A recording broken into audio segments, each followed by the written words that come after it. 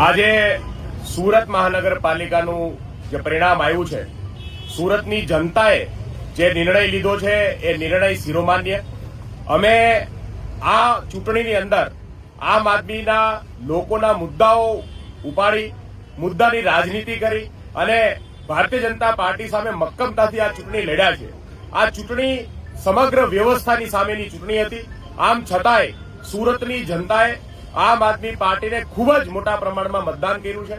આમ આદમી પાર્ટીની ઘણી બધી પેનલો જે છે એ બહુ ઓછા માર્જિનથી અમે હાર્યા છે અને યોગી ચોકના 17 નંબરના વોર્ડમાં આમ આદમી પાર્ટીની આખી પેનલ જીતી છે. એટલે સુરતની અંદર વિપક્ષ તરીકેની ભૂમિકામાં આમ આદમી પાર્ટી રહી છે. સુરત સિવાય સમગ્ર ગુજરાતમાં આમ આદમી પાર્ટી પહેલી વખત આટલી મોટી પ્રમાણમાં ચૂંટણી લડી ત્યારે આજે મોટા પ્રમાણમાં 400 થી વધારે ઉમેદવારો આમ આદમી પાર્ટીના ચૂંટાઈને આવ્યા છે. અમે સુરતની જનતાનો આભાર માનીએ છીએ.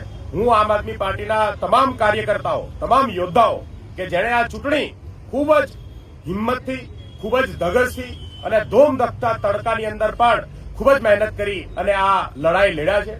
તમામ કાર્યકર્તાઓને સૌને અભિનંદન પાઠવું છું અને આવનાર 5 વર્ષ માટે આમ આદમી પાર્ટી સુરતના મુદ્દાઓને ઉપાડતી રહેશે. આમ આદમી પાર્ટી સુરતના લોકોના અધિકારો માટે લડશે એવી બાંહેધરી સાથે સુરતની લોકોની સેવામાં અવિરત અમે કામ કરતા રહીશું. જય હિન્દ, જય ભારત.